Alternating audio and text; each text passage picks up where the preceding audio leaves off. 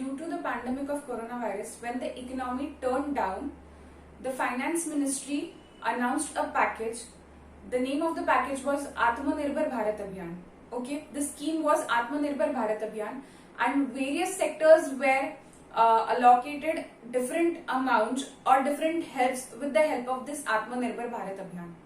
तो कौन से सेक्टर्स को क्या क्या मिला है, यही आज हम लोग डिस्कस करने वाले हैं. तो welcome to my channel banking goals. मैं हूं दिव्या और हम लोग आज फेज 1 देखने वाले हैं. आत्मनिर्भर भारत अभियान में पहले ट्रांच में जो एलोकेशन फाइनेंस मिनिस्ट्री ने अनाउंस किया डिफरेंट सेक्टर्स को, उसी के बारे में आज का हमारा डिस्कशन है.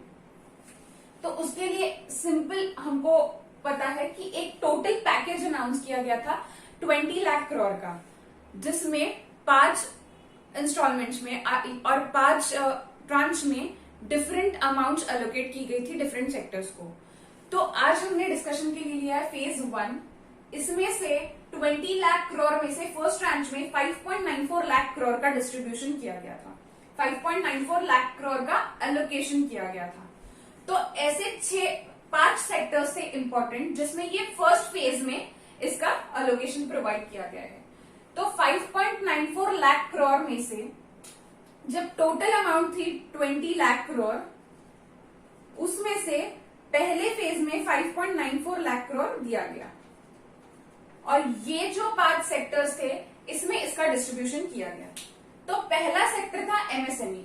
एमएसएमई मतलब micro small and medium enterprises. तो एमएसएमई सेक्टर को सबसे ज्यादा अलोकेशन प्रोवाइड किया गया था, सबसे ज्यादा फंडिंग एमएसएमई सेक्टर को देने का अनाउंसमेंट किया गया.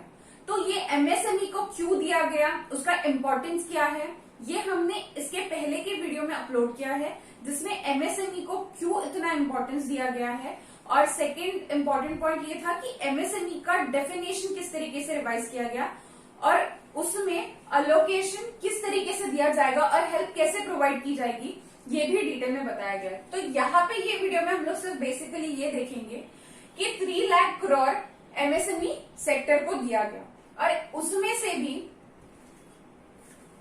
से भी गवर्नमेंट का मेन इंपॉर्टेंस था to provide guarantee.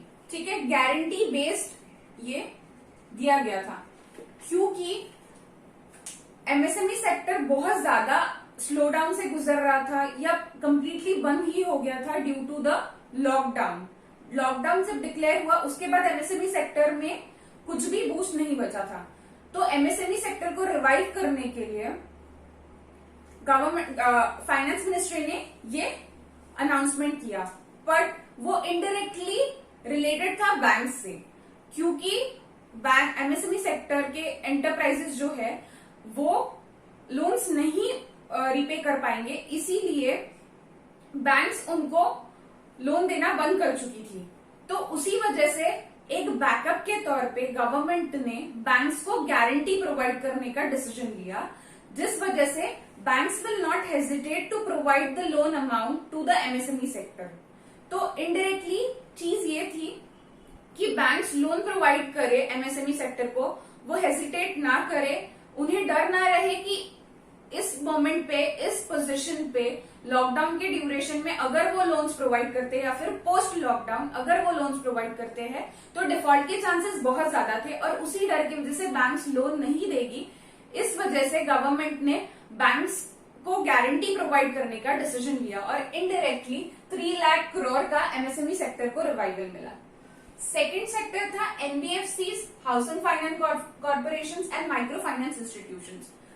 NBFCs, housing finance corporation और माइक्रो फाइनेंस इंस्टीट्यूशंस को टोटल 75,000 करोड़ का अलॉटमेंट किया गया. इसके अंडर जो 30,000 करोड़ है वो फुल गारंटी के साथ बैकअप होंगे और 45,000 जो है वो पार्शियल गारंटी के साथ बैकअप होंगे. फुल गारंटी और पार्शियल गारंटी ये हमने एक अगले वीडियो में बहुत डिटेल में एक्सप्लेन किया है, जिसमें आपको समझ में आएगा कि कोलैटरल क्या है, उसके बाद एनपी होने के चांसेस क्यों होते हैं और फुल गारंटी गवर्नमेंट कैसे प्रोवाइड करती है, साथ ही में बेसिल 3 नॉर्म्स का इसमें क्या रोल प्ले होता है. तो इसके पूरे डिटेल डिस्कशन हमने इसके बाद वाले वीडियो में किए हैं, जिसमें आपको बहुत अच्छी तरीके से समझ जाएगा कि एमएसएमई सेक्टर और एनबीएफसीज को जो गारंटीज के बेसिस पे लोन प्रोवाइड किए जाने वाले हैं उसका एक्चुअली मतलब क्या है. तो अभी फिलहाल के लिए हमको ये ध्यान में रखना है कि ये जो सेक्टर है इसको 75,000 करोड़ दिए, जिसमें से 30,000 जो है वो फुल गारंटी के तौर पे देने वाले हैं, एंड 45,000 जो है 45,000 करोड़ जो है वो पार्शियल गारंटी के बेसिस पे देने वाले हैं। नेक्स्ट सेक्टर था एम्प्लॉयज का सेक्टर, जिसमें 56,750 करोड़ का टोटल अलॉटमेंट किया गया है, टोटल एलोकेशन किया गया है।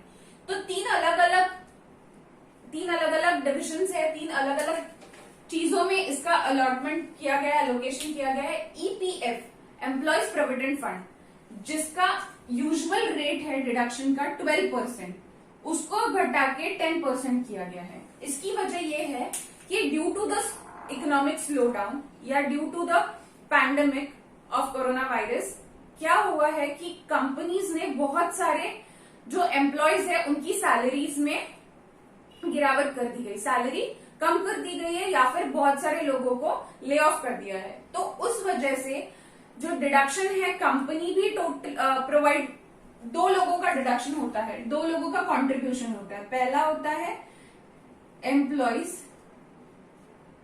दूसरा होता है एम्प्लॉयर, मतलब जो काम कर रहे हैं और जो काम दे रहे हैं, इन दोनों का इक्वल कंट्रीब्यूशन होता है। Employees contribution, employees contribution. तो ये दोनों कंट्रीब्यूट करने के लिए इनको दिक्कत फेस करनी पड़ रही है, इस वजह से, क्योंकि जो बिजनेस है it is not on a good track. तो एम्प्लॉयर्स का कंट्रीब्यूशन भी बहुत डिफिकल्ट हो रहा था और employees was facing the employ issue, that is why इन दोनों का जो कंट्रीब्यूशन है इसको घटा के जो 12% डिडक्शन होता था ईपीएफ में, उसको घटा के 10% कर दिया गया है। तो ये सिर्फ 3 महीने के लिए है, ठीक है।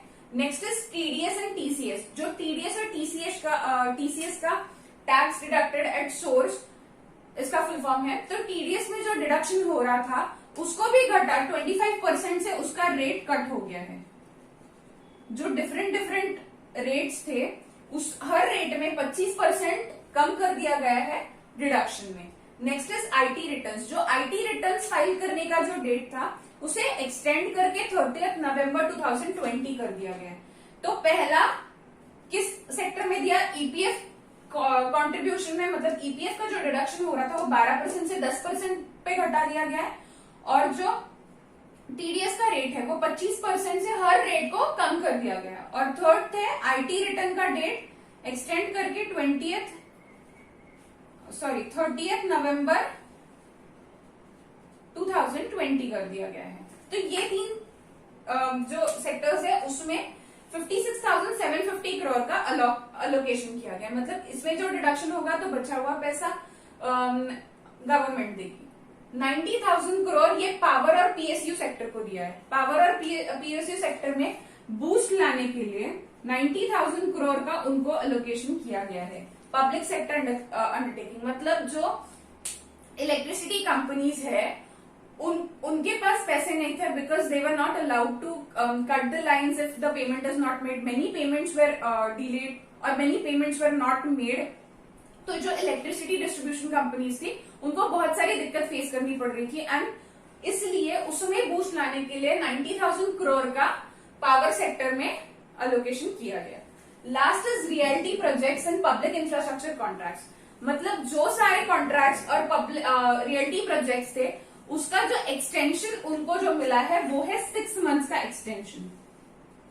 मतलब जिन लोगों के कॉन्ट्रैक्ट्स कंप्लीट होने बाकी थे, क्योंकि ये पैंडेमिक आया और लॉकडाउन हो गया, तो workers started moving to their villages. Second की कंस्ट्रक्शन बंद कर दिया गया है, मटेरियल प्रोवाइड होना बंद हो गया था। तो रियल्टी प्रोजेक्ट्स का जो है it came to halt. Okay, तो कंस्ट्रक्शन केम टू हॉल्ट। तो क्या हुआ कि उन लोगों को अभी और एक्सटेंशन दिया गया कि वो 6 महीने में अपना काम खत्म कर सकते हैं। मतलब जो उनकी लास्ट डेट्स थी कॉन्ट्रैक्ट्स की वो एक्सटेंड करके 6 महीने से बढ़ा दी गई है।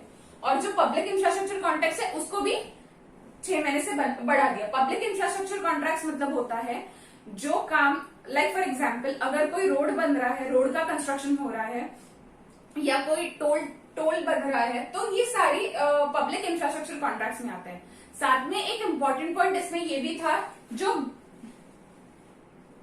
गवर्नमेंट टेंडर्स है, गवर्नमेंट टेंडर्स जो है उसमें 200 करोड़ तक का जो टेंडर्स है वो ग्लोबल टेंडर्स नहीं इशू किए जाएंगे। ग्लोबली मतलब जब बाहर की कंट्री कंट्रीज या बाहर के इंस्टीट्यूशंस, बाहर के ऑर्गेनाइजेशंस हमारे जो कंट्री का इंफ्रास्ट्रक्चर डेवलपमेंट जब में टेंडर्स में पार्टिसिपेट करते हैं, बिडिंग प्रोसेस होती है, एक कोई रोड कंस्ट्रक्ट करना होता है तो बिडिंग प्रोसेस से गवर्नमेंट के ये कॉन्ट्रैक्ट्स प्रोक्योर किए जाते हैं, तो उसमें जो ग्लोबल मेंबर्स, जो ग्लोबल ऑर्गेनाइजेशंस है वो भी इसमें पार्टिसिपेट कर सकती है।